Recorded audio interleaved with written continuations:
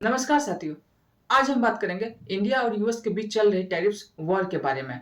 बहुत ही simple language में समझाऊंगा, ध्यान से सुनिएगा क्योंकि ये टॉपिक बहुत ही इंपॉर्टेंट है इकोनॉमिक के लिए।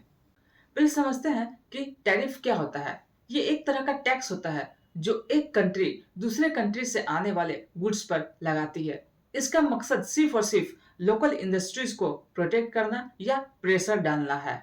हिस्ट्री में देखें तो टैरिफ का यूज सिर्फ और सिर्फ अपने ट्रेड को कंट्रोल करना है। वर्ल्ड वॉर 2 के बाद डब्ल्यूटीओ बना। टैरिफ्स का यूज कम हो गया था, लेकिन ट्रम्प के आने बाद ये फिर से एग्रेसिव हो गया है।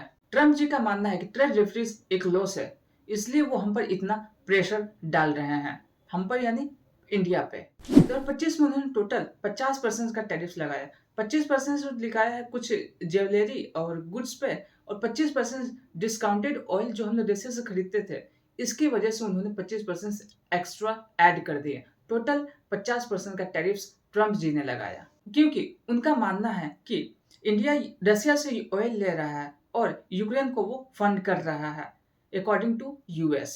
लेकिन यहाँ इंडिया से झुके नहीं, क्योंकि इंडिया जानता है एग्रीकल्चर और डायरी जैसे मार्केट हमारे यहाँ सेंसिटिव है। ऑलमोस्ट 50% पॉपुलेशन एग्रीकल्चर पर डिपेंडेंट है।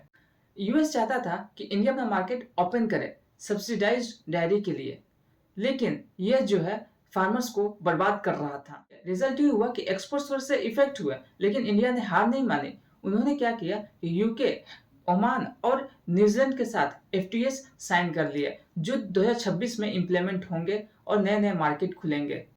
अभी जनवरी 2026 में US India trade talks advance stage पे है। होप है कि इंटरिम डील हो जाए टैरिफ्स कम होने का, लेकिन अगर नहीं भी हुई तो इंडिया बहुत स्मार्ट है। वो एक मार्केट पे डिपेंडेंट नहीं है, उन्होंने मल्टीपल पार्टनर्स बनाए रखे हुए हैं। तो मोरल, टैरिफ नेगोशिएशन का वेपन है, लेकिन इंडिया अपना इंटरेस्ट प्रोटेक्ट कर रहा है। फ्यूचर ब्राइट लग रहा है, लेकिन आगे देखते हैं क्या होता है। आप अपने राय कमेंट में जरूर लिखिएगा।